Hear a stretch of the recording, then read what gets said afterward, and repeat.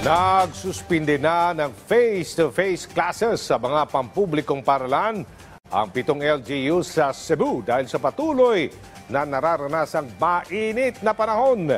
Una nang nagsuspinde ang LGU ng Talisay City dahil sa naitalang mga mag-aaral na nakararanas ng pagkahimatay at nose bleeding.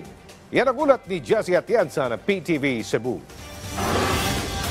Sa datos ng LGU ng lungsod ng Talisay, mahigit 100 mga mag-aaral sa buong lungsod ang nakaranas ng pagdurugo sa ilong. Mahigit 20 ang nakaranas ng hirap sa paghinga at mahigit 70 naman ang hinimatay habang nasa paaralan. Kaya naman, agad nakipagpulong ang LGU ng Talisay City sa mga opisyal ng DepEd para masolusyonan ang problema.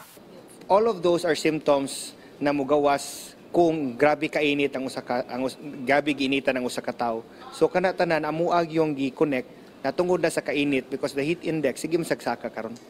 As I said, we met DepEd yesterday and we made a collegial decision that we should suspend because we need DepEd to implement the modular learning. We can't do it without them.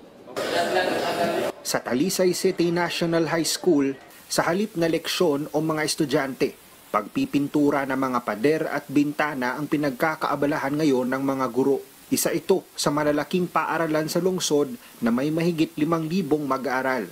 Kabilang ang kanilang paaralan sa mahigit 40 paaralan na sinuspindi ng LGU ang face-to-face classes bunsod ng El Nino.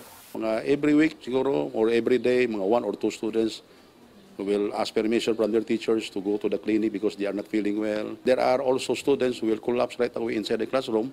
So my instruction to my health teacher, to my clinic in charge, to the teachers, call right away an ambulance para masiguro natin kung ano talaga ang nangyari sa bata. Maging ang mga karatig bayan at lungsod, nagsuspindi na rin ng face-to-face classes sa mga pampublikong paaralan. Gaya ng Lapu-Lapu City, City of Naga, mga bayan ng Minglanilla, Cordova, Consolacion at Liloan.